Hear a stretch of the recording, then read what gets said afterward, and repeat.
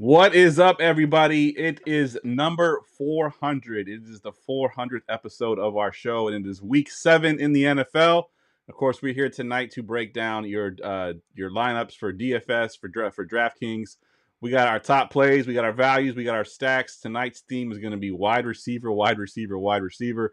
We got tons of those on the slate tonight. Of course, we'll be getting to our sit calls, which as of yet, I have not hit on my sit call. So hopefully this is the week I break the curse. So stay tuned.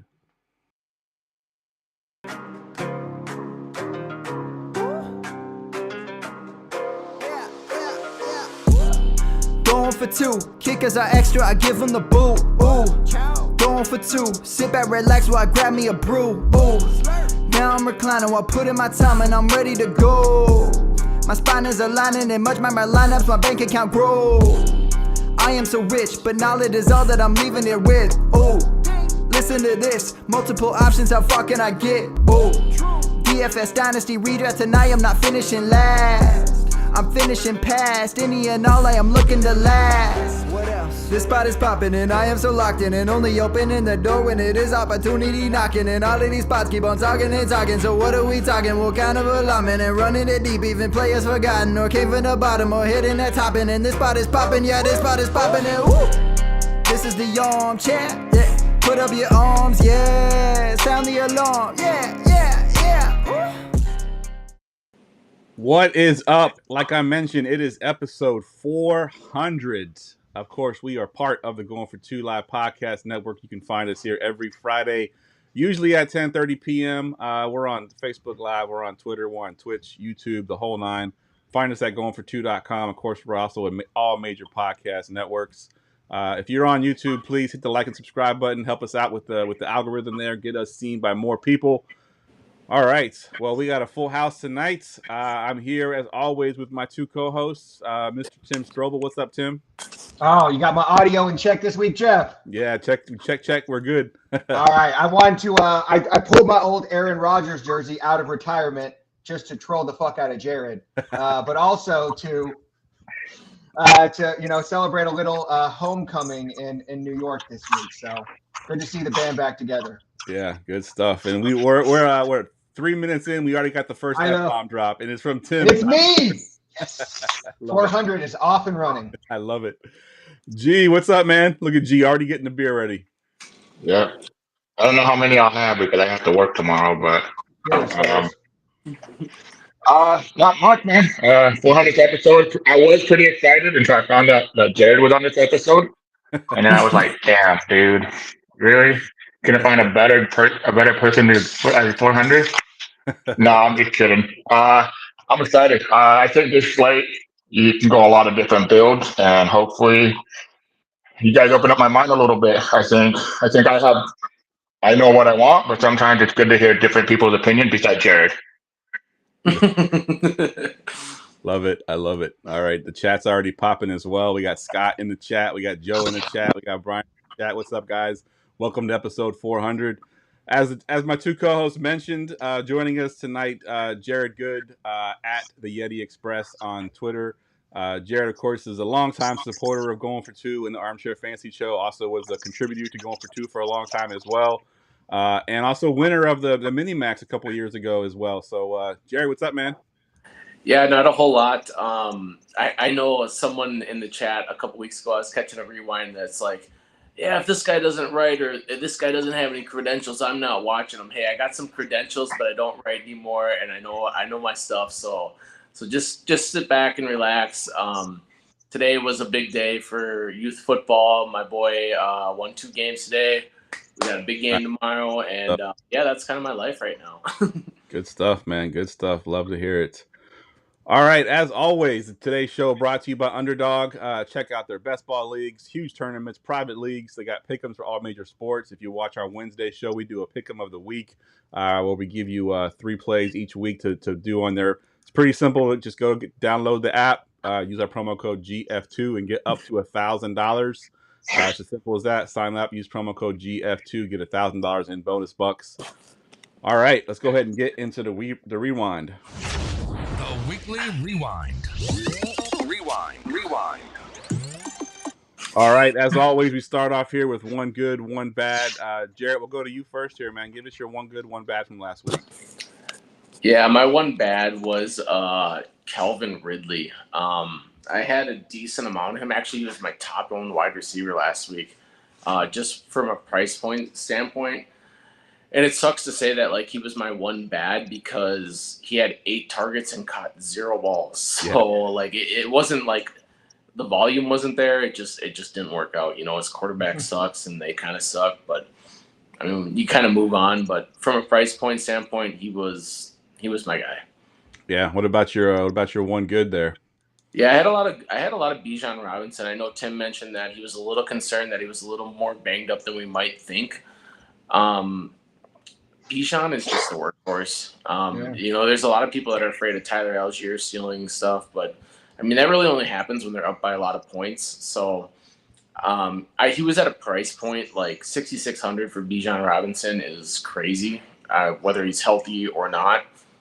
I mean, he found the end zone twice, I believe, and had 25 plus. So it was a price point thing for me, which I try to stay like really on par with. Same reason why Ridley didn't work out. It was a price point thing, but yeah, agreed.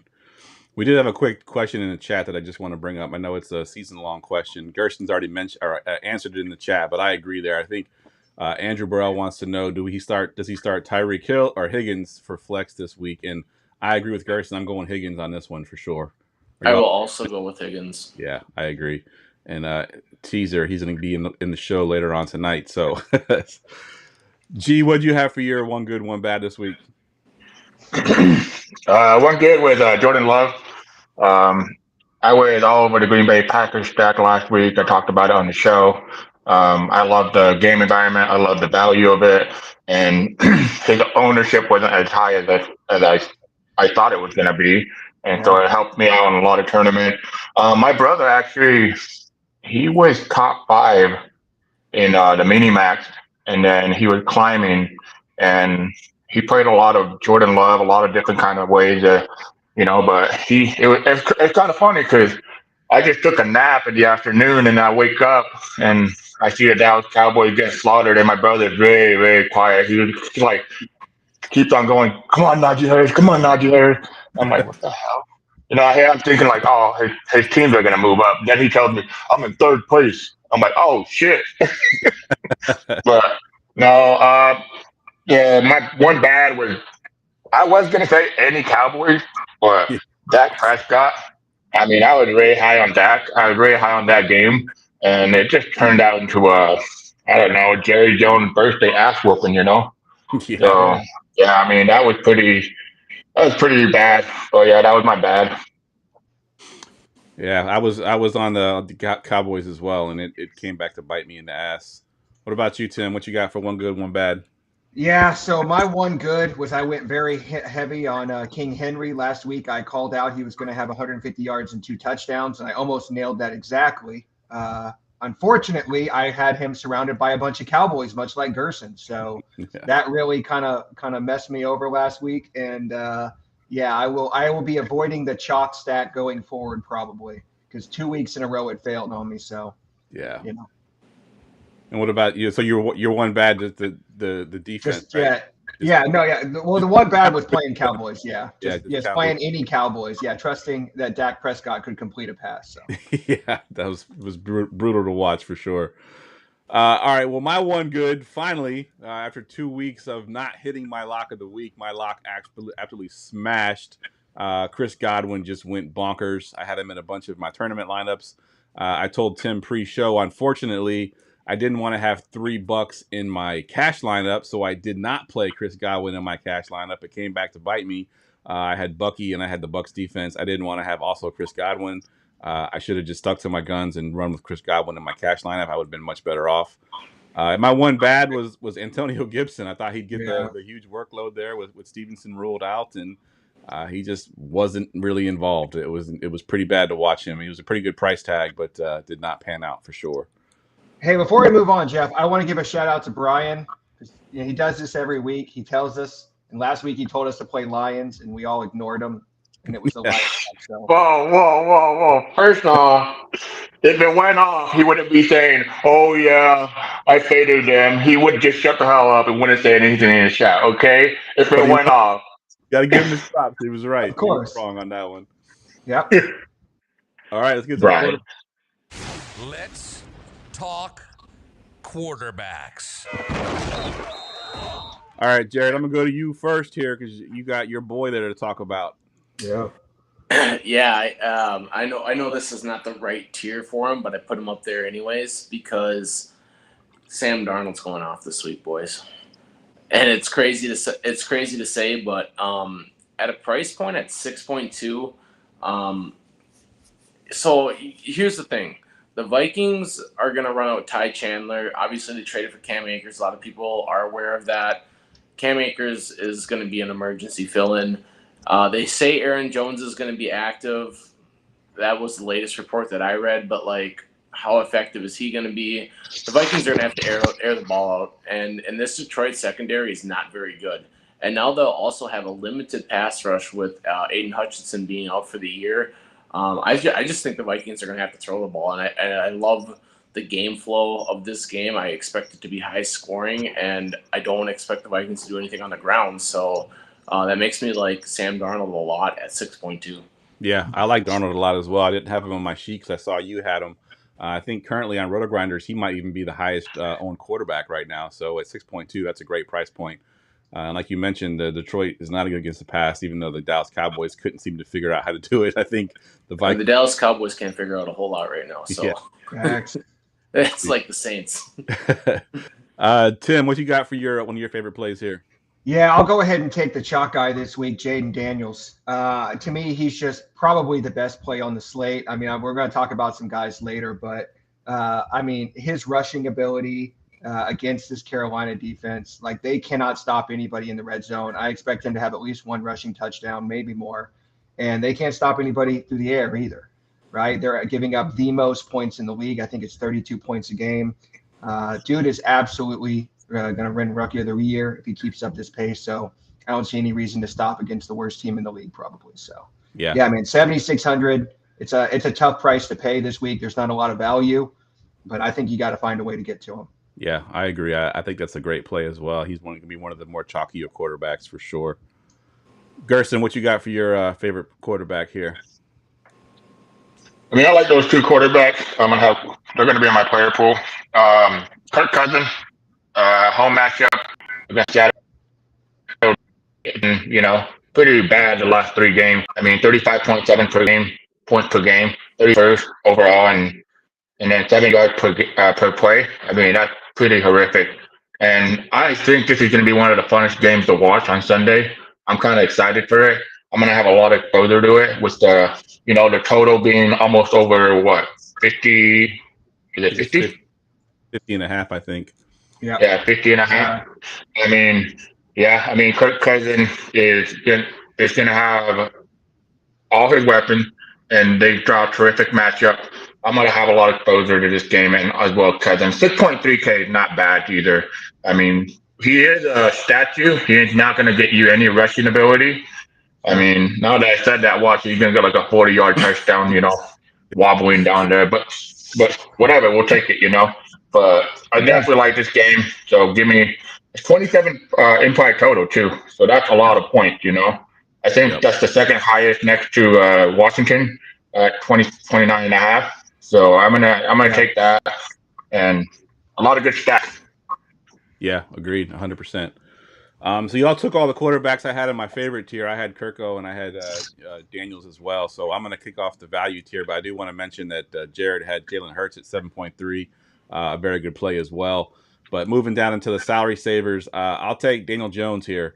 I think the Eagles right now are 26th in pass DVOA, and Jones has that rushing upside. I know it's ugly and it feels gross to click on his name, and we know Neighbors is back too. So I think you put Neighbors back there. I think he's got that 5.4 price range against this really bad Eagles secondary. I think Jones can pay off that salary pretty easily. So I got Jones as one of my salary savers.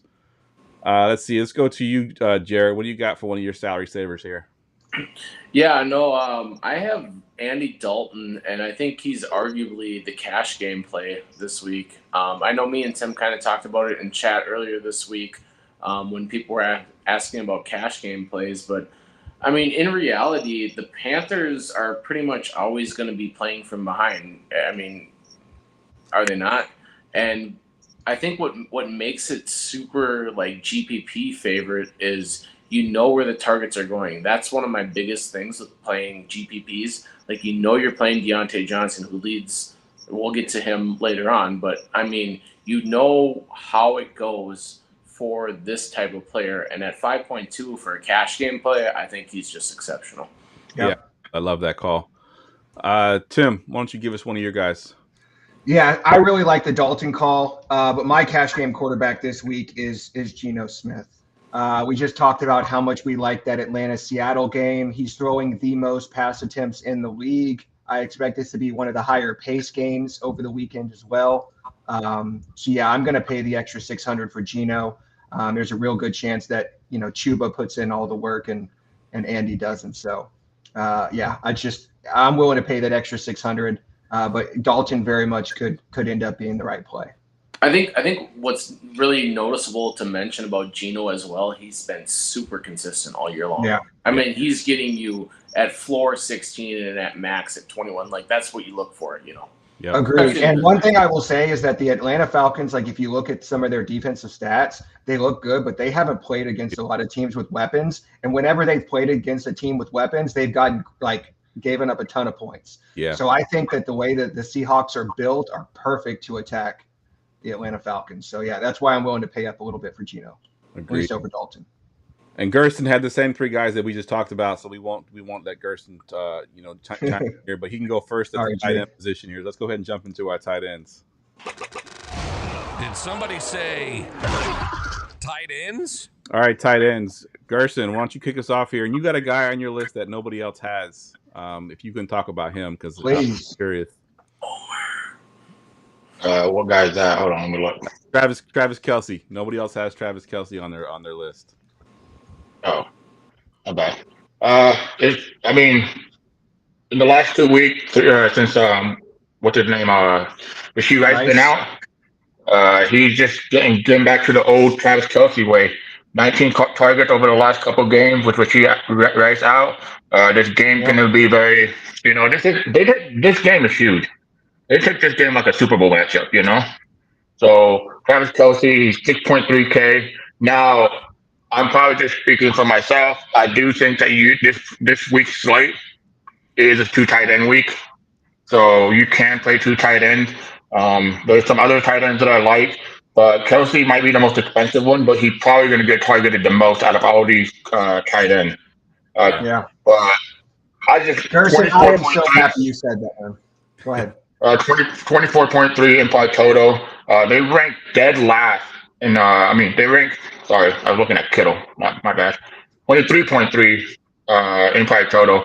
I don't know if Mahomes is having a lot of problems with downfield passing this year.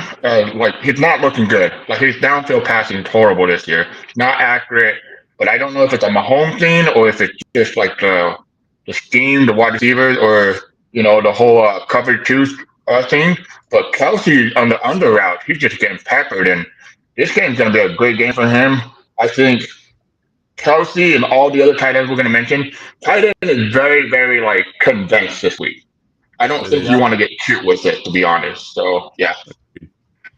Yeah, I like that. Jared, you have a guy that nobody has on our list either, and he finally did something last week, but he's been pretty bad. On the flea flicker. I love it. Yeah, so this year has not been the year for white tight ends. Let's just put it out there. But Sam Laporta is still a viable option in this offense, I think. You're going to either Amon-Ra, which is significantly more expensive. I think $3,000 more expensive to play him in a stack option. I love this game. Vegas loves this game. We're at almost 51 total. We know the Vikings aren't going to be able to run the ball. I'll tell you that as a Vikings fan, whether Jones is healthy or not. So you're going to see the ball being thrown a lot. There might be some options with some running backs. on Detroit. But like, if we have a high-paced total game, I think you're either looking at a couple guys on Detroit that are at cheaper options opposed to paying up for the Sun God. Yeah. Love it. And Tim, you had 2 tight end week, question mark, and then you got 2 tight ends listed there. Talk about one of those guys. I did. I'm so happy Gerson said, because I agree. This week, I think is really tough for value. In my opinion, the best values are at tight end this week. A guy we're going to talk about here in a minute was almost my lock of the week. But I'm going to take your boy George Kittle, coming off 2 20-point weeks, and now he gets the best matchup in the league against the Kansas City Chiefs.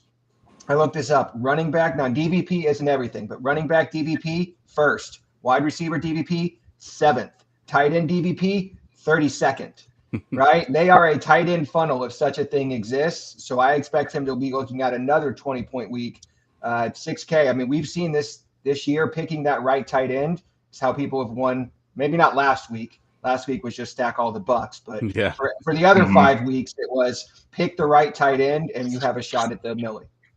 Yeah, I love it. All right, I'll take that other guy you were talking about. I'm going to rock out with my Brock Bauer.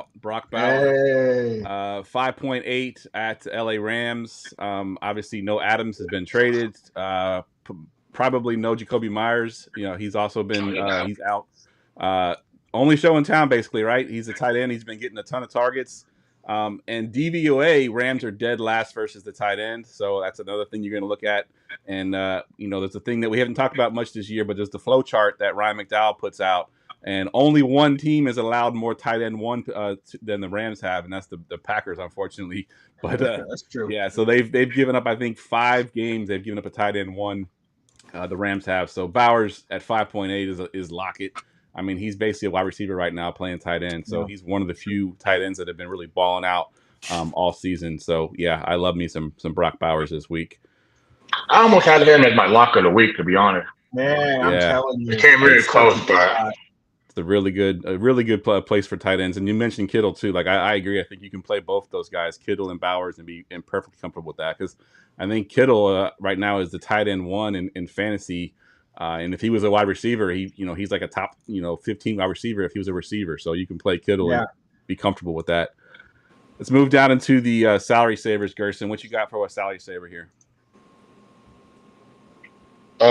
Let's see. So with salary saving, I mean David Njoku. To me, I know Deshaun Watson sucks. We say this like every week, but David Njoku 4.1K. I mean, really cheap. Amari Cooper got traded to the Buffalo Bills, and what seemed to be like they realized they were behind the clock on Devontae Adams, and then they're like, "Oh shoot, we got to make a move. Let's go get Cooper." And David Njoku is all about targets. His usage is going to go up. So I'm going to have exposure to him. And Njoku's, I mean, he's 4.1K, so that's really cheap. Especially if we do a double tight end, right? I mean, you can put him in there, but the matchup is there too. In pass EPA, 24th for Cincinnati, and DVP is 22nd. So I'm gonna go with the matchup, and then hopefully the usage and targets for him. And maybe, you never know, they might just bench Deshaun Watson after the first quarter, and then that backup quarterback. I don't even know who's the backup. Jameis. Jameis. And maybe Jameis just left the rook, man. Yeah, I love tight end Jameis Winston. Yeah, dude, if Jameis gets in, it's even better for Njoku. Yeah. I agree with Gerson completely. To me, he's the cash game tight end. I only have 3 tight ends that are projected for more targets, and it's the guys we just named, and they're all 5,800 plus. Yep. So to me, you just lock them and forget it. But I will take a quick shot at my Packers. They are terrible at defending the tight end. I think I've said that 3 times this show. Over this year. So if you want to get a little different and get off that Njoku chalk, pay $100 more for Dalton Schultz. Saw 8 targets last week with Nico Collins out. So he's pretty much almost a lock for a touchdown this week against the Packers. Yeah, he actually not only did he see 8 targets, he saw a pass that should have been a touchdown. It bounced off of him and then got intercepted. So he wasn't used to that kind of volume. He wasn't ready. Yeah, he wasn't ready. He wasn't ready. He needed another week. Yep. Jerry, what you got for one of your salary savers? Yeah, I got Zach Ertz. I mean, yeah, like if you play Jaden Daniels, your next best option is McLaurin, and then who else is the question, right? Are we gambling on Noah Brown? Are we playing Dynamic Brown? Are we playing? I'm just going to go with the guy that I know that's going to be solid, and that's Ertz. I think Ertz can get you 12 points easily. It's one of those things where, like, he's not going to make your lineup excel, but he's not going to crash it either. Like, he's going to get the looks.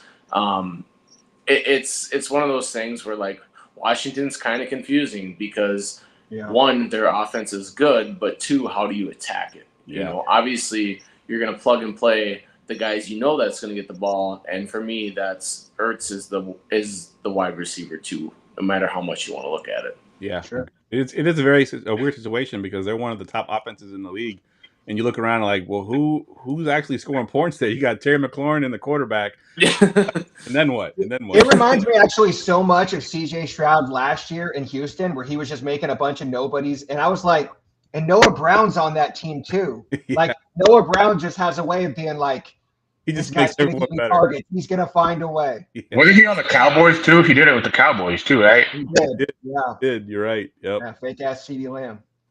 All right, so y'all took all the tight ends that I had. I had Schultz and Njoku on mine as well. So let's go ahead and get into the running backs. Hold on. It's time for running backs. Running backs. Sorry, Gerson. What were you going to say before I cut you off there? We're gonna make it my stick call of the week. Ja'Tavion Sanders at 2.8K. If Tremble doesn't play, it looks like he had a limited practice. But if he doesn't play, Ja'Tavion Sanders, shout out to him last week, stick call of the week a hit. 2.8K. I like him. Salary saving, especially in that game environment. Panthers and Washington. Yeah. And for the audio people that don't have the chat roll there, Brian's calling out Fant as a salary saver at tight end as well. So I just want to make sure to get that in. All right, let's go to the running backs here. And why don't you kick us off, Gerson? Give us one of your top favorite running backs here. Yeah, I mean, I don't. So when I started building my roster, it made it really hard to have stud running backs.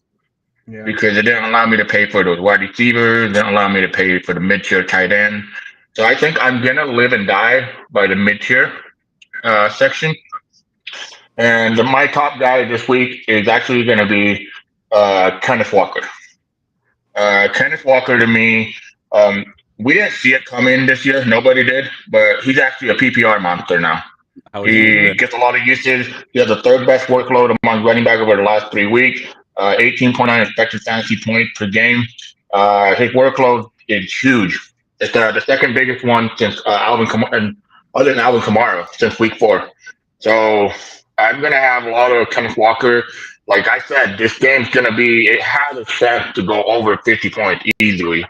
So if they get from behind, he's still gonna get the pass catching ability. Usage, and then what's his name? Zach Charbonnet has slowly been his usage gone down lower and lower, and they're just riding with Kenneth Walker, and he's legit. I mean, he 30% of the passing game. So I'm gonna have Kenneth Walker, and his price is 7.3K. So if he gets 2 touchdowns in this game, he's crushing value. So it's in the realm. I really like his price, but again, it's all about the build that you have to do. Yeah, agreed. Yeah, I had written down that he has 16 targets over his last 2 games, caught 15 of them. Like you mentioned, he's not thought of as a pass catcher, but he's been so far this year.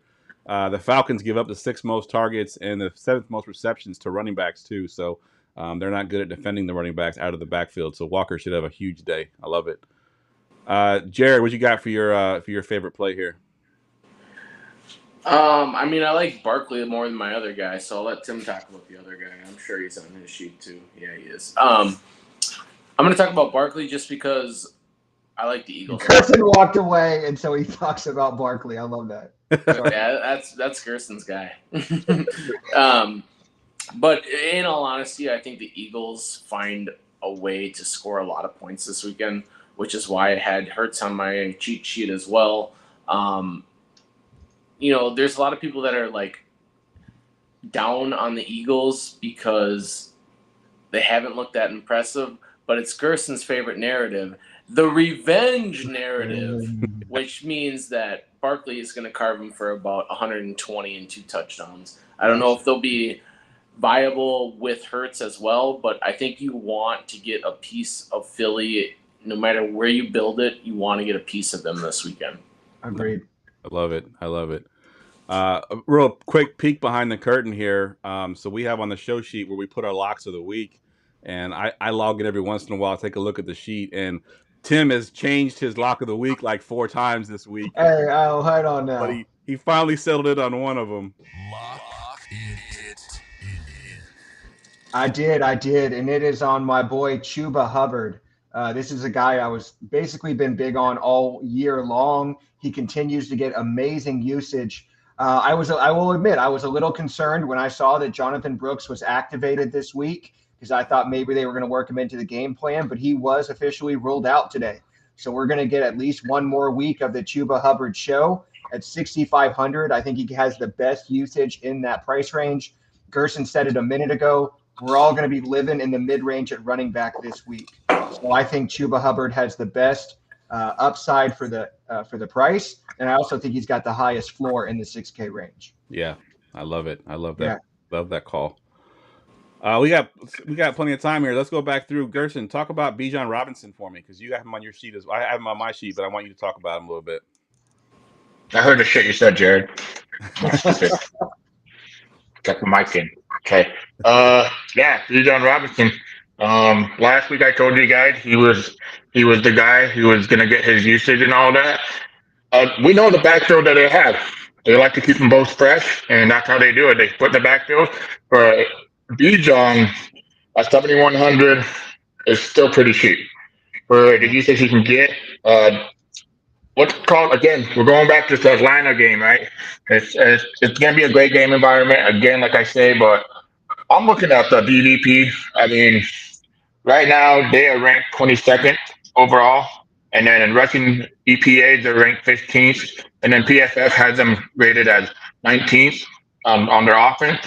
So, and this is a -3 spread, so it's going to be a very close game environment.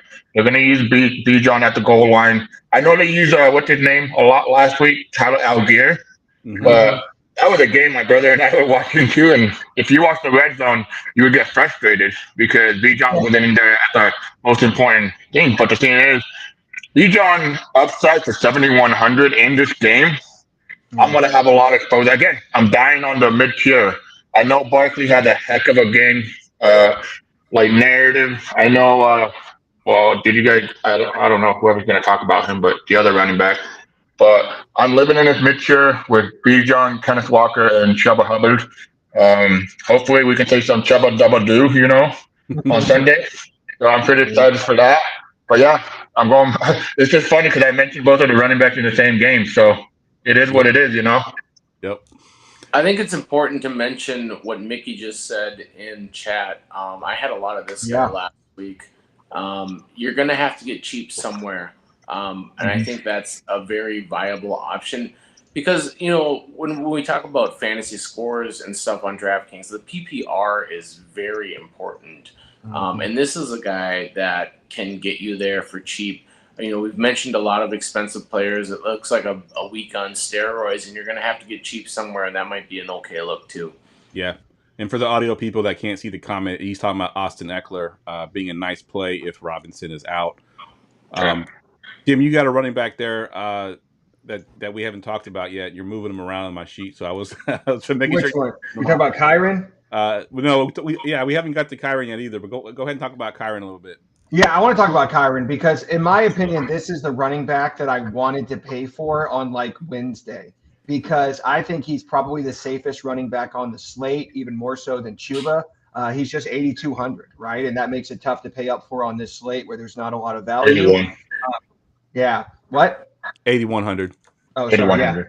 Yeah, 8,100. But yeah, I mean, either way, like I think it's really tough to get there, right? And I think that's really what it comes down to. It's a great matchup against the Raiders. It's a high implied total, right? They're a home team that's favored. Like it checks all the boxes. It started off as a 4-point spread and now it's 7 points, right? Like 7 points at home. Usually you find that guy, you click him. Not to mention Kyron has one of the best workloads in the league, getting like 85% of his team's backfield touches. So like it's just such a good play, but he's so hard to get to because like you said, there are some wide receivers in absolutely insane spots this week that you have to have exposure to. Yeah, agreed. It's tough, and there's not that free square this week where you can plug in that that super cheap guy and you feel comfortable about it. They just don't exist this week.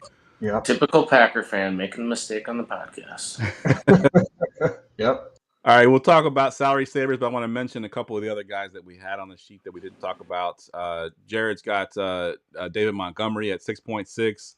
And then, Tim, you got B-Rob there, but obviously we have to wait till we hear if he plays or not at 6.4. But if he plays, I think he's a good play as well. I agree. I'll just quick mention why I mentioned Montgomery. He scored a touchdown in 8 straight games. I mean, obviously, you're not getting the PPR upside that you're getting with a guy like Gibbs, and there's people that are like flip a coin, who do you play? But there's a guy that's been in the end zone 8 straight weeks in a row. The Vikings' run defense is good, but like if you can guarantee me a touchdown at 6,600, you're already off to a good start. Yeah, Sure. 100%. All right, we'll move down into the salary savers, and I'll kick off this segment here. And it's been tough to try to find running backs. Like originally, I was like, oh, let me go get Isaac Guerrero if Mason is out. He's at 6.6. I'm like, Yeah, dude. no, I could not. DraftKings been aggressive this year. Yes, they have. They are not messing around. So then I was looking at Tyrone Tracy at 6.2 if Singletary's out. Now Singletary's in, so that's even a little bit iffy. So I'm left with the one guy that's playing against my team at 6K, Kareem Hunt. It's strictly based on the fact that he's going to get all the volume in both the running game and the passing game at 6,000. He's still more than I want to pay for a cheap running back, but I think if I have to click one of them, it'll be Kareem Hunt there. I think Tracy is still viable in tournaments because I did say he's still going to get a huge workload and he's more involved in the passing game. But at 6.2, he's a lot harder to click that name. With Singletary also being there to take some carries away. Can I just say really quick that I love for like 2 weeks, the fantasy industry was crazy with, is it going to be Samaje Perine or Carson Steele? And here we are a couple weeks later, and it's like all the workload is going to Kareem Hunt. Yeah, exactly. It's crazy how that works out. Yeah. Let's see. We already talked about Austin Eckler. Let's see. Tim, you got a guy that are your salary savers as well that we could mention. Yeah, we talked about living in that mid-range this week. Arguably the one of the best matchups, maybe not the best matchup, maybe the second best matchup this week is the Bills, right? They give up a ton of yards on the ground, but they also give up even more in receptions. I think they're giving up 6 receptions a game. So I really like Tony Pollard. I don't think Spears is supposed to play. This is an opportunity for him to basically get all the workload, but it's kind of a negative game script. So I think there's a real possibility he might get 40, 50 yards rushing, but you're hoping for that 8 for 80 and maybe he gets a touchdown. Yep. Because I don't expect he's going to get 16 to 18 rushes, right? Yeah. It's going to be 10, 12, maybe 14, and you're hoping for 6 to 8 targets. Yeah, hoping he's efficient with those touches for sure. Gerson, you got Chase Brown there. Talk about Chase Brown at 5.9. It's just salary release, 5.9K. Honestly, I'm way higher on Austin Eckler rather than Chase Brown. But Chase Brown is slowly. I traded for him a lot in Dynasty and a lot of leagues. I think he's very talented. If you watch him play, man, if you ever hear that quote where they say they shoot out of a cannon, that guy shoots out of a cannon, man. He runs so fast, and he has great hands for a running back. I think it's a skill that he can obviously exploit in this game. And we've seen this, like, the Bengals, like, they just throwing the ball a lot. But, like, when they do little jump-off passes to him, he can take it to the house. I don't know if Moss is hurt, but I know that in the last game, he kept coming in and out. And if he's limited or, if they're saying, all right, he's going to play, but limit him, Chase Brown's upside is pretty high. And I think he's going to be very contrarian, too, because I think his ownership will be very low. Yeah, agreed. All right, let's kick off wide receivers. And now, wide receivers. Some of the longtime watchers of the show might be like, man, they are flying through these positions. I did that on purpose because we got a billion wide receivers to talk about. So we got plenty of time to do so. Gerson wasn't the only one who filled in his sheet this week. Yes, completely filled out for everybody. I'm going to go ahead and just kick it right off the top here. Lock it in. All right, Jared, you talked about your quarterback. Now talk about your receiver. All right, before I get into that, I just want to reiterate what Gerson was saying about Chase Brown, and that is the Bengals are the best 2-4 team that the NFL has ever seen. Yeah, they're the best. They're the best bad team every year in the beginning of the season. They are. But offensively, they're unbelievable. Yep. But my lock it in is Justin Jefferson. Comes with a premium again. I mean, we've seen that throughout the show. It's kind of hard to find value. We'll get there in the receivers here soon, but Justin Jefferson's averaging 129 plus yards against this defense of Detroit, which is not good against the pass. They almost have no pass rush without Aiden Hutchinson. The Vikings don't have a running back. I talked to Tim about this earlier in the year that I've been targeting stacks of teams that don't have running backs that are forced to throw the ball because we know that Detroit can throw it with them. To me, this is a no-brainer. I think you're going to get him. I haven't looked at the ownership yet this week, but I think he'll be lower owned because of his price point, and he's going to torch. I'm calling right now that Jay Jettas is going to have 150 plus and 3 touchdowns against this team. Ooh, going high with the 3 touchdowns. Wow. And we talk about it a lot on the show. I always mention the FTN best matchup of the week, and Justin Jefferson is the best matchup of the week with a near perfect score of 99.9. So, yeah, he is got the perfect matchup for FTN. We know that was who Chris Godwin was last week. He had the best matchup, and that paid off. It's done quite well this year. So, yeah, great. I say this as a Viking fan, so buyer beware if you think I bring in some homerism to this, but I love this game. And the game flow fits perfectly for Jefferson, especially mentioning that the Vikings have running back issues right now. Right, exactly. No, exactly right. All yeah, right. He's going to throw the ball like 50 times in this game. Oh, they already mentioned it all week. It's 45 minimum. Yep, agreed. All right, we got some more locks here. Lock it in. All right, G, who's your lock? I mean, I feel like I'm going back to this game again. Drake London, guy ranked 4th out of 100 qualifier and target per route run and versus cover 1 this season at 37%. If they're gonna play cover 1 and Drake London goes down to the goal line, you better bet your ass he's gonna get a fade route and catch that touchdown in that goal line situation. And guy, his teammates, I mean, he ranks first in first read as well. And first read to me is a stat I kind of like dug into this year, but it is very important. If you're that quarterback's first read, and especially in a cover 1, I think I'm gonna have a lot of Drake London. He's getting targeted so much too. I mean, his targets are unreal right now. And I honestly was kind of shocked at his price, 6.9K. I thought it'd be a little higher. Like I was thinking like the Malik Neighbor territory, 7.5. I mean, I'm going to have, it's going to be crazy, but I'm probably going to have like 30% of Drake London in my GPP 150. And it might be higher too, because I'm really high on him. And again, we're looking at a 50.5 total and 27-point implied total for the Falcon. Yeah, sign me up. Beautiful. Yeah, I think he's had double-digit targets in the last 3 games, a total of 35 targets. Has caught a touchdown in 4 of his last 5 games. So, yeah, Drake London is a great play. He was almost my lock of the week until I saw him. You beat me to it, Gerson. You did. Absolute cash lock this week, man. Agreed. That volume is insane for 6,900. Agreed. All right, we got one more lock of the week. Lock it in.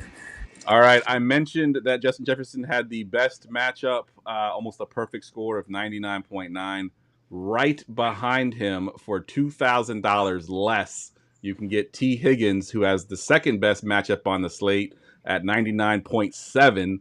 And T. Higgins, obviously the Browns are 26th in pass defense DVOA versus a team's number 2 receiver, especially. They're really bad against this number 2 receiver. Now, Jamar Chase, honestly, he's number 4 on the matchup rating, so you can go Chase as well. But again, you're paying up for that. Whereas T Higgins you can get quite a bit cheaper, and they give up the 10th most points to wide receivers in general. So I love T Higgins this week. He's been after his week 1 sort of dud, he's been really good ever since. So at 6.4, I love me some T Higgins. Just to expand on that real quick, in any other offense, T Higgins is a wide receiver 1. Like this dude is the PPR monster. I talked about him a little bit in chat this week.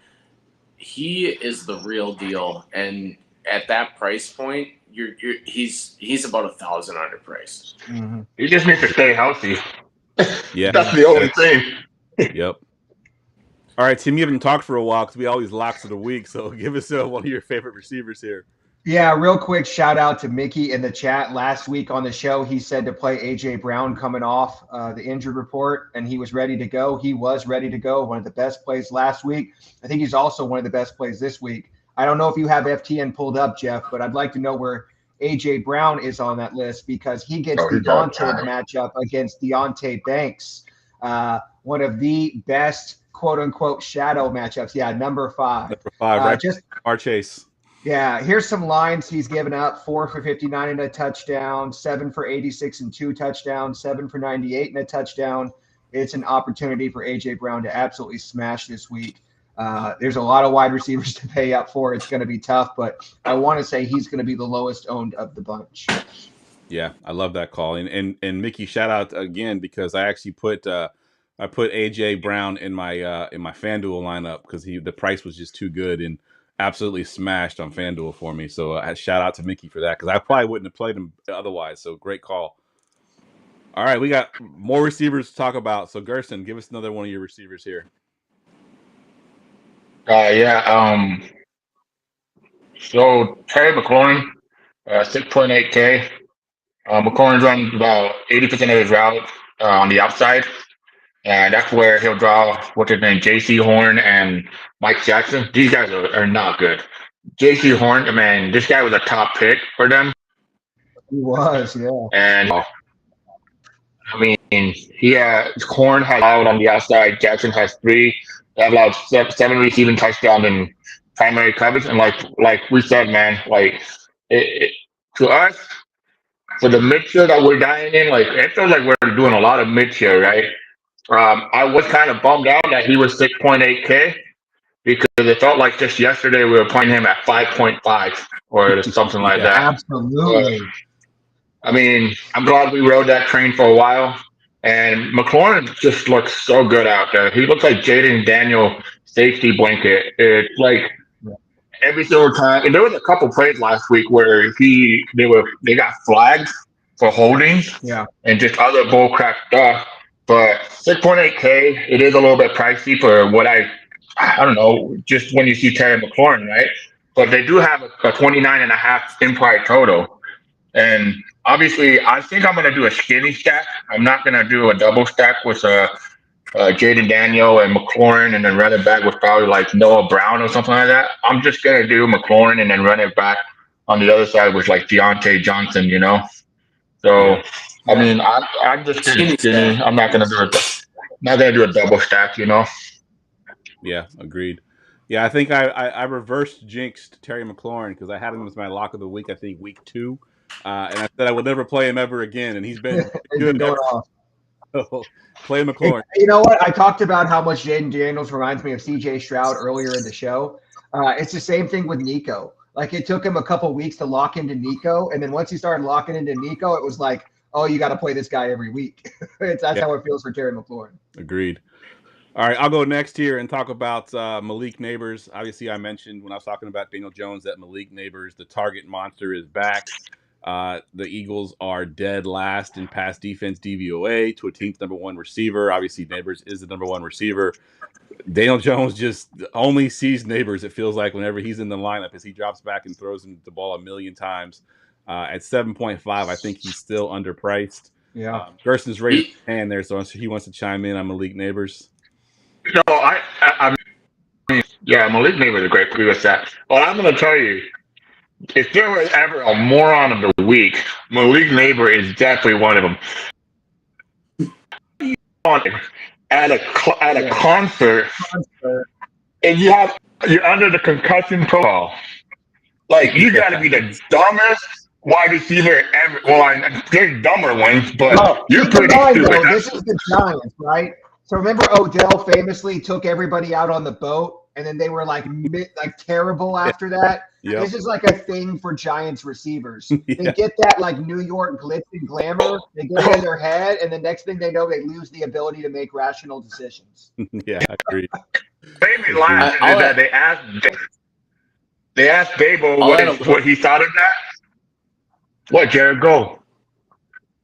I was just gonna say, I add a little bit about Neighbors. He's averaging 13 targets a game, and Yeah. especially in a game Oh, where you yeah. expect the Eagles to win, like, so you're gonna be playing from behind, and Daniel Jones is gonna throw the ball one way. A million times. I mean, this is a I mean- perfect week for at least a 20 max, which is what I've gotten really comfortable playing with. But like, Yep. there's a lot of really good plays, and it's really distressed for value this week. So like. Yep.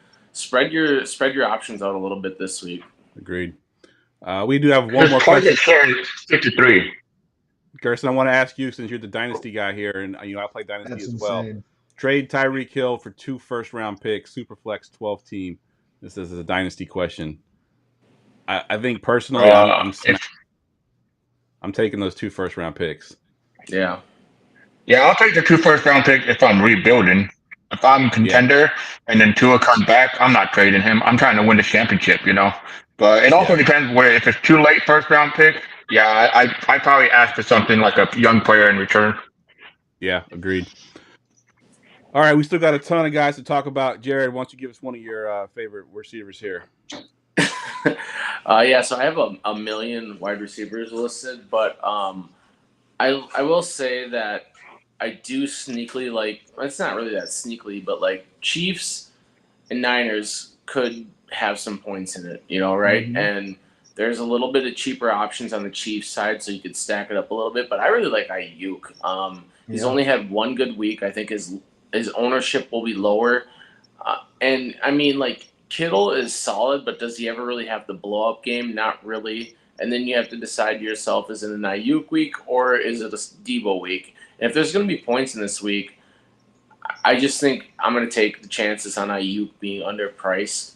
I know he's not been great this year, but I mean, 6.3 is kind of wild for Ayuk. Yeah, 100%. That is definitely cheap. I like that call. All right, I'm going to name some of the other receivers here because we got so many. We got to get to some of the cheap guys. So some of the guys we haven't talked about yet. Deontay Johnson at 6.6, which was one of Tim's locks of the week that he had changed. Injury concerns there, so make sure you're paying attention. Yep. Tank Dell was the number 1 receiver last week with Nico out. He had a 28% target share, so Nico is definitely in play. Tim has the Sun God on there from Detroit. We haven't talked about much about Detroit, but I think Sun God at 8.3, so a very good play as well. Brian just All right. put it in the chat. Let's move down into the salary savers here, Tim. What you got for a salary saver? Yeah, I originally had this guy on the sheet as a free square. I don't think he's the same free square that he was on Wednesday, but I'm going to take what Jared put as Poo-Poo Smith-Schuster. This is one of the rare DraftKings mistakes, if you will, because he had a great target share, and then they had a bye week, so they were like, yeah, 4K, that sounds about right, as if Rashee Rice was going to magically come off the IR for this game. To me, value is really hard, right? You're playing 2 tight ends, or you're playing somebody like Juju Smith-Schuster, who's you're expecting to give you maybe 7 targets in like a game. Jared said it's going to be more up paced than a lot of people think. One thing is that your San Francisco 49ers give it up more to the slot, and that's where Juju has been lining up. Yep. So I think it's a good matchup for him, and I think it's a good chance your 49ers might be trying to catch up, or catch up. Oh, And you're trying to play from ahead, so it's going to be the Chiefs having to throw. I think it's to a point now where, like, we're week 7 now, and who does Mahomes trust? Sure. We don't know. We watch every week. We don't know who he trusts. I mean, last week it was Smith-Schuster, but like, it could be anybody. I mean, either Kelsey's going to have 35, or it's going to be some random guy that randomly gets you 19 points. Yeah. And at those price points, that's where you're willing to take a shot. Yeah, I like Juju a lot because they do have that chemistry from a couple years ago. I think he had 120 targets in that offense a couple years ago. So He did. Hey, I will say one thing is that so obviously he was a Patriot, right? He got cut right before week 1. He joined the Chiefs. He was on there for like 4 days, and Patrick Mahomes threw him an end zone target in his first game. yeah, And so I was like, okay, they still got a little something. And then with Rice out the door, man, like you said, 10 targets for Kelsey last week, 8 targets for Juju. Well, 2 weeks ago. yep. Gerson, what you got for a salary saver here? Sorry, I was looking at something. Yeah, I definitely like Juju. I'm gonna have a lot of exposure to him. I don't care about the whole his past and all that. He's on the Chiefs now. That's what matters, you know. It is what it is. And we're just 2 years removed from him being. I think he got like over 100 targets when he played with them. Yep. So obviously he's comfortable with Mahomes. Again, I like I said, I hope that what's his name, Deshaun Watson gets benched after the first quarter, after he throws like a pick or 2 picks, and then Jameis comes in there, and we got Derrick Judy, 4.8K. Yeah. He actually looks a lot better on the Browns than he did with the Broncos. It's kind of weird. True. Like, but he's getting targeted, and now with no Amari Cooper there, 4.8K. I think I'm gonna have some exposure to him, but I'm gonna limit it. Like, I don't want like overload exposure to him because 4.8K is still pretty expensive for a guy with a quarterback like Deshaun Watson, you know. But Judy, don't play Elijah Moore, for God's sake. Like, don't play him. I mean, you're just asking for 1 catch, 10 target, but you only catches the ball once. I think a good way to think about it with Cleveland is, let's put it this way: Deshaun Watson is 0 for 26 on his last 26 third down attempts. Yeah. Like, I mean, it's bad. But either Njoku's going to catch the ball or Judy's going to catch the ball, and they're both cheap. So, Yep. I mean, you have to like one or the other at some point when you have all these expensive guys that you want to play. Like, you have to play somebody. Agreed. Jared, what you got for your salary saver? I got Jameson Williams. Like I said, I really like this Vikings and Lions matchup. His target share hasn't been there, but that's really not that much of a concern for me because he's more of a big play threat. Obviously, the Vikings defense ranks pretty well, but like I said, I think this game's going to have to speed up for Detroit to stay in it. And I think likewise for the Vikings, because I don't think they can slow it down either. It wouldn't surprise me for this game to go way over its total. I'm looking more at like 59 points opposed to, I think Vegas has it at 51. I just don't see another way because I don't see Detroit slowing the ball down and using the running game. I mean, you can do it a little bit with Montgomery, but you can't do it long term. I don't think. Like, he's not a workhorse back, in my opinion. So, I mean, you have to take your shots on Detroit. Like I said, I think Jameson's a little bit. He's more of a dart throw because he's a big play guy, opposed to like a sure thing. Like, he's a GPP player. Like, he's not a cash game play by any means. And it's the same reason why I said I like Laporta, because I think Sun God's a little inconsistent at times, and I mean, maybe he goes off too, but I would rather take my chances on the cheaper options because if you're going to force Jefferson in there, you have to get cheaper somewhere. Yeah, I like it. All right, I got 2 guys I want to talk about real quick, and then we can get to the defenses. One of them is going to be JSN, Jackson Smith and Jigba for Seattle at Atlanta. We talked about this game extensively.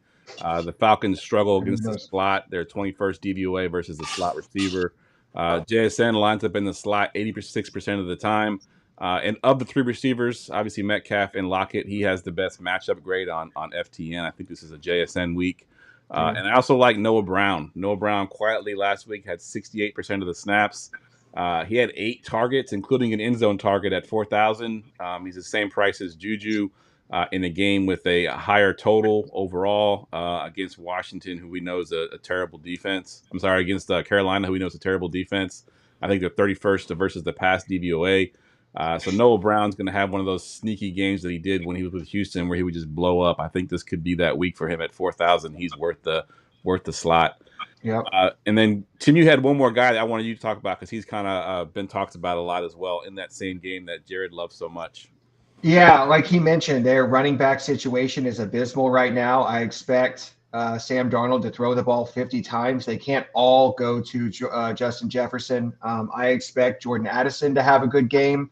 I have him projected for about 8.5 targets. So at 5,600, that's some of the best volume that you're going to get in the 5K range.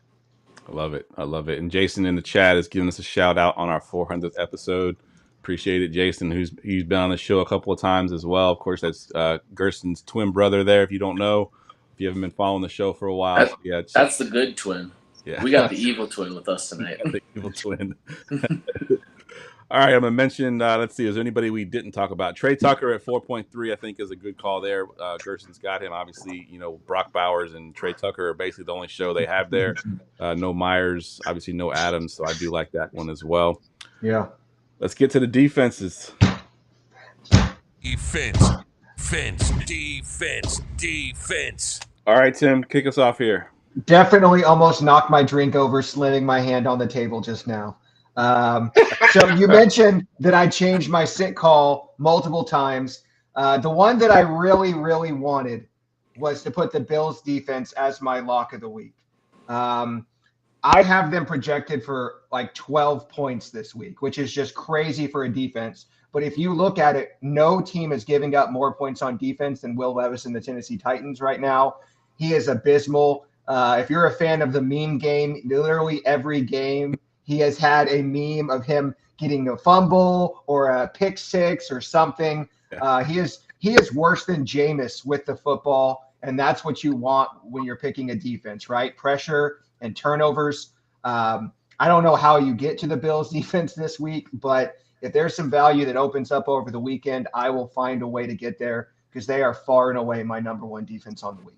Yeah, my guest on the Wednesday show pointed out that whole meme thing, and I hadn't seen it. So after she told us that on the show, I had to go back and look. And they're so good every week. Yeah, it's hilarious for sure.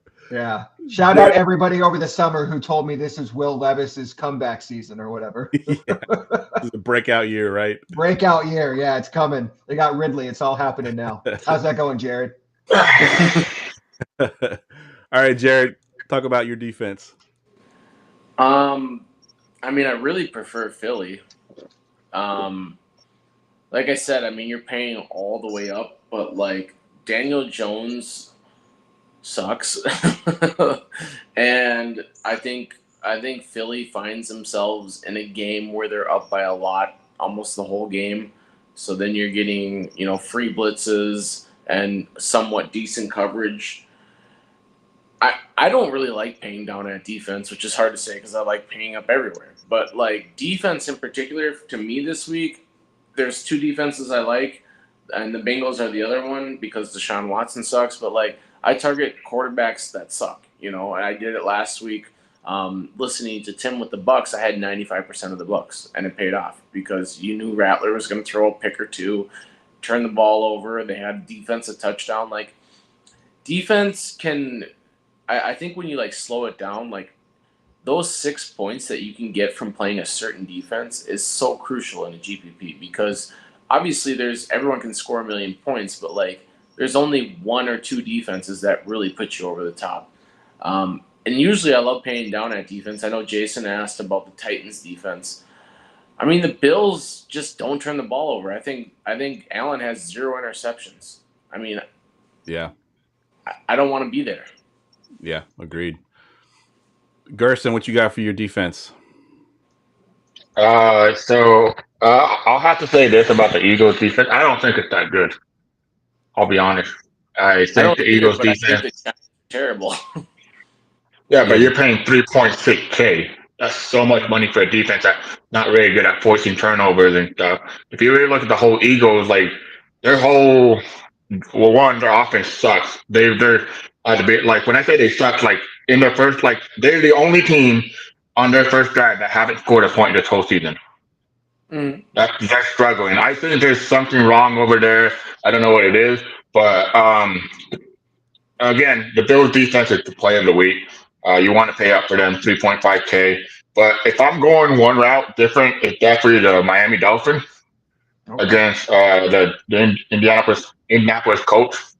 Well, I don't know if Anthony. I want Anthony Richardson to start, to be honest, because I think if Anthony Richardson starts against that pass rush of the Dolphins, they're going to put pressure on him and they're going to make him force some turnovers.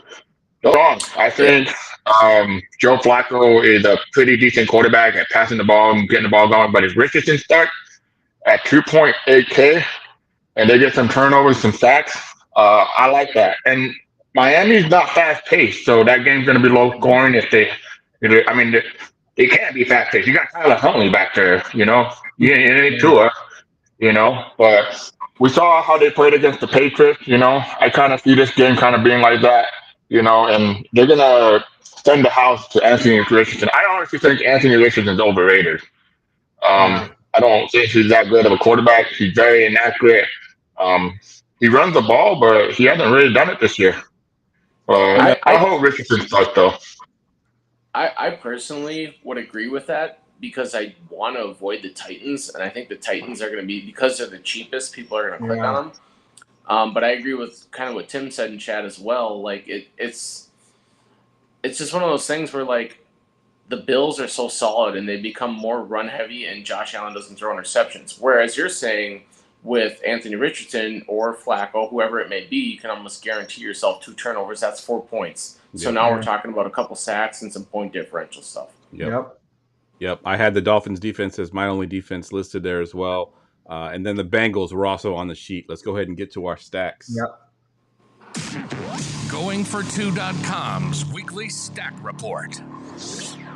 Jared, you've already given your stack of the week, so why don't you go first? It's simple. It's Darnold, JJ, Addison, running back with Laporta. Find your values in the other positions, like we talked about all week, or all show. I would say, paying down a little bit at running back, finding the values there, and then filling out the rest of your roster makes it pretty simple. There's going to be a ton of points in this game. Yeah, I love it. And Gerson, you pretty much gave us your stack of the week as well. On next. I don't know what you're talking about, dude. Yeah, I mean, I'm going Atlanta game, Atlanta Seattle game.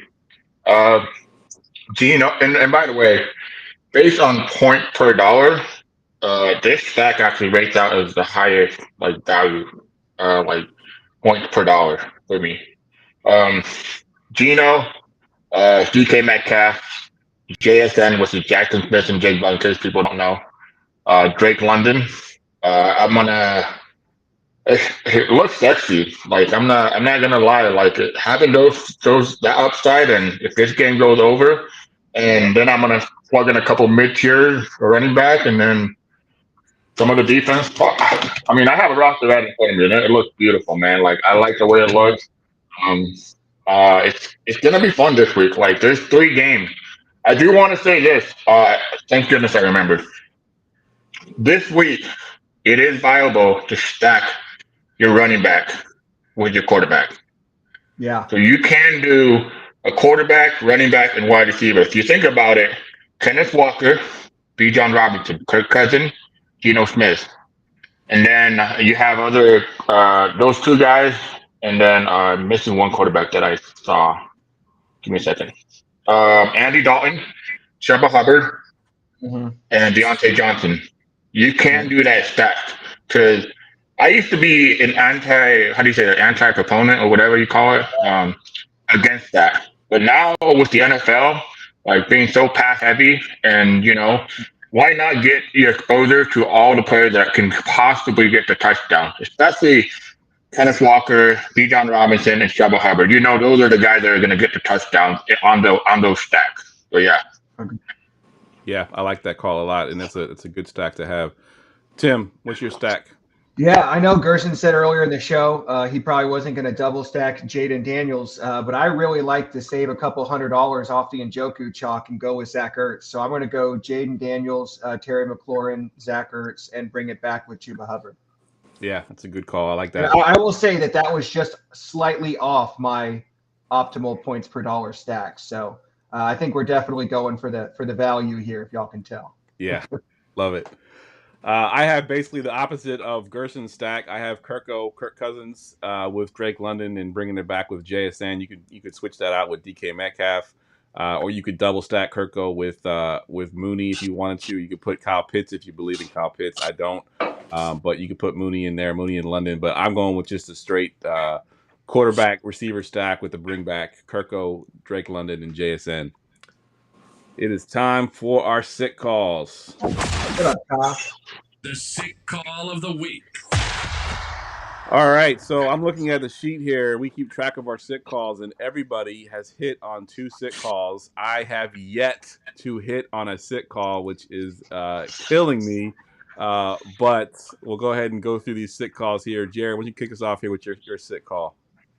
Yeah, so I got a little bit of pressure because the guests have been doing the best on the sick calls. I had to get a little deep in my bag for this one. Not super deep, but I was looking at some rosters, and like I said, I sneakily like the Chiefs game. I think there's going to be a lot of scoring this week. I think a GPP takedown will be closer to 230 this week than ever before.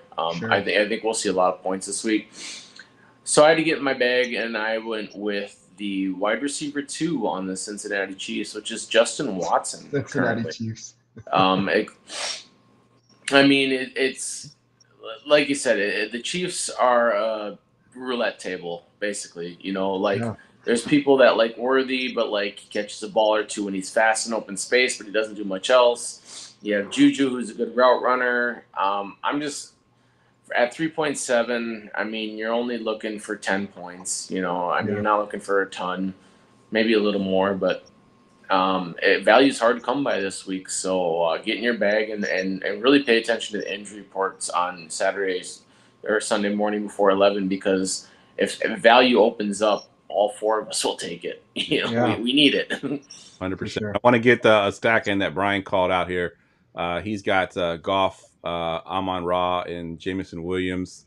He says he says don't overthink it. You could even put Monty or Gibbs there if you want. Basically anything with Goff, he's saying. So he likes that stack. And there's also a sick call. Mickey pretty much shows up every single week and calls this sick call. He does. Actually, he hit last week though, but Kyle Juszczyk with the touchdown. So he loves him some Kyle Juszczyk. So yeah, good stuff there. Tim, what's your sick call? Yeah, it's ugly this week, man. I went with Cody Parkinson just because I couldn't think of anyone else to put.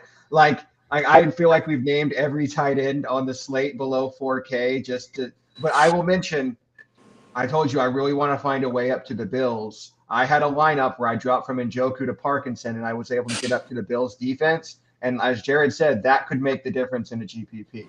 Yeah. Right? If Njoku only gives you 10, 11 points and you get the same from Parkinson, but you can pay up for the defense that makes a difference, that's what you're looking for. So, yeah, man, I think he's a sick call, but I do think he will be in my player pool this week. Yeah, I love it.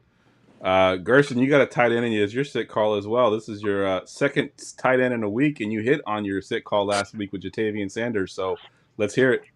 Mr. Copy Paste. No, something Jeff doesn't know about how hitting on sick calls is. But, oh, man, I'm over here. My back kind of hurts from carrying you, Jeff. So I was going to have Jatavian Sanders again. But like I said, that Tommy Tremble news is important. So I pivoted to another guy. And not a lot of people even know who he is, but Theo Johnson. Theo Johnson plays for the New York Giants. He's their tight end. He's uber athletic. I think he was drafted in the 5th or 4th round. I could be wrong. So, but either way, I mean, when I look at wide tight ends, I want them to get targets and as well, be athletic. He's gotten targeted. I mean, I'll take it. Maybe he doesn't do a lot with them, but when he does, he has what I like to call value games, not like great games, So, 2,800. That's so cheap. I mean, not gonna have a ton of him because obviously there's better tight end plays. Right, that's the reason why he's my sick call, obviously, because he's not gonna be in all my rosters. But to me, the Giants, what's their name? Their target share is very condensed. It's Neighbors 53%, and then everybody else, whatever what's his name, Daniel Jones thinks, oh, this is a possible play, Yeah. So Give me Theo Johnson. If it, like the roster that I have built right now off the show sheet, it has Theo Johnson in it, and it allows me to pay up for my stack, my running back, and all that. Yeah. I mean, this is going to be a hard week. You got to choose which route you want to build. So, but yeah. Yeah, I love it. So my sit call, Gerson actually mentioned my original sit call. Sorry, Kyle mentioned my original sit call. He had Noah Brown was my original sit call, but I went with him as a value because I wanted to get this guy in. And shout out to Dennis. I know he listens to the show. He's been on the show a couple times. He asked me about this guy and if we were going to talk about him tonight. And I was like, you know what? Let me make him my sit call so we can get him in on the sheet. Jalen Coker at Washington for $3,000.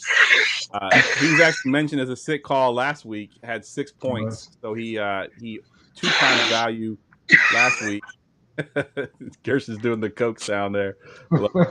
But yeah, minimum price. We don't find too many minimum price guys that we can play anymore at this point in the season. He's 3,000. He had 7 targets over his last 2 games. He's playing 65% of the snaps. And then Washington is 30th DVOA versus a team's number 3 receiver, which is what he's playing. So I like him this week. He doesn't got to do much at 3,000. He gets you 8 points. You're happy. And he'll allow you to pay up for some other guys. I need to break my curse here. He does. Jeff needs a sit call so bad he stole one. Yeah, exactly. I had to phone a friend for a sit call because it's been brutal for me this year so far.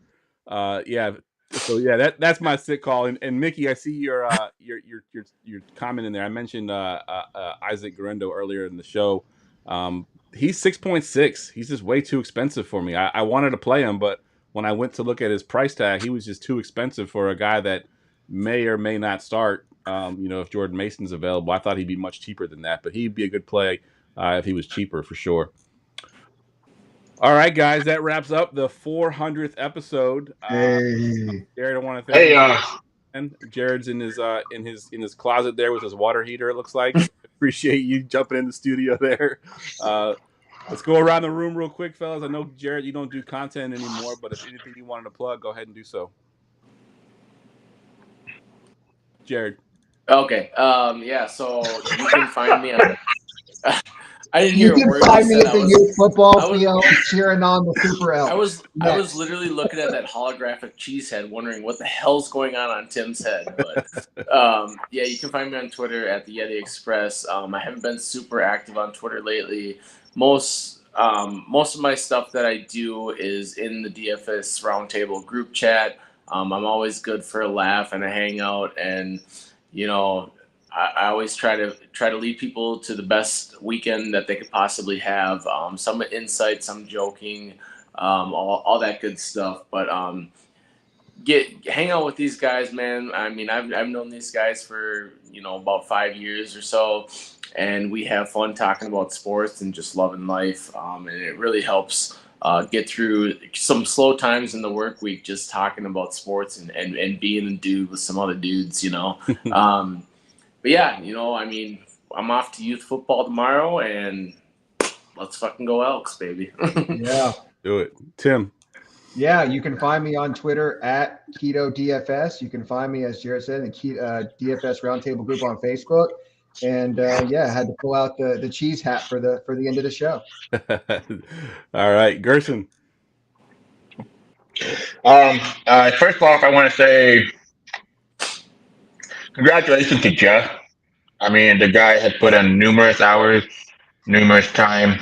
I've known this guy now at least 10 years, right? At 10 least years. Yep. 10 years. And I know how much work he put in. I mean, we started doing podcasts from I think it was like a phone to phone, or phone to mic or something like that. I called Gerson on my speakerphone, and I would hold it up to my mic, and that's how we did calls. You guys are so ghetto at the beginning. I was wondering if you could download it off LimeWire. That's where I got it. Yeah, I mean, it's not easy. Geoff, thank you for keeping this together. Like I say, I tell people, sometimes, you'll have failures in life, but you never know unless you try it. And from the story that you told me from you were at a Super Bowl party and you didn't know, hey, I can do this, And so you decided to launch your website and all this, and now you have 400 episodes, man. Congratulations. There's nobody in the industry that works harder than you, man. And you not only work hard, but you open doors for a lot of people in this industry. Yep. It's funny because I'll listen to podcasts. Next thing I know, I'm like, wait a minute, this guy used to be part of the Going for Two family. Yep. So congratulations. You can find me at Fantasy GDFS. You can find me on the chat road too. But obviously we keep that chat road limited to certain people because there's only so much crap I can put up with. I'm looking at you, Jared. And actually Jared and Joran, both of the Jared. How funny is that? Yeah. Geoff, you're the real MVP though, for real. Thank you. Appreciate it. Yeah, thank you for the kind words. 400 episodes is pretty cool. I didn't think I'd ever get here, especially when I first started off and I was doing just episodes whenever I had time. We finally got down to a schedule, and now we have. The chat's blowing up. So thank you all in the chat for hanging out with us all these years, jumping in the chat, and making this a fun journey. Really appreciate all y'all in the chat. A lot of names we recognize. I've never actually met any of these people in person. But I recognize their names on YouTube and Facebook. So I love all you guys. I really appreciate it. Hey, you met me. Yeah, I did. Yeah. I met you in person. You're like the one person I met. Gerson flew out here. Hey, cheers! 400 episode. Cheers, everybody. Hey, cheers for real. Got my body armor here. There you go. I do want to plug. I meant to plug it at the beginning of the show, but next week is our annual Halloween show. Yeah. The most fun shows of the year. We're all going to be wearing costumes, the whole nine. It will be a late show, so hopefully you catch that. It'll be at 11:30 p.m. Eastern Standard Time. So if you're on the West Coast, it's much easier to make it for those. But it will be a late show, but it will be our annual Halloween show. I don't know what these guys are wearing yet. They don't know what I'm wearing. We always keep it a secret. So it should be a lot of fun. But for everybody in the chat, for Jared, thank you for coming on, man. Really appreciate it. For Gerson, for Tim, thank you for the kind words. For everybody, in the chat and all the congratulations on the 400th episode. I want to say good luck this weekend. Hopefully somebody can win the Millie Maker and we'll make this even more special. So that's a wrap.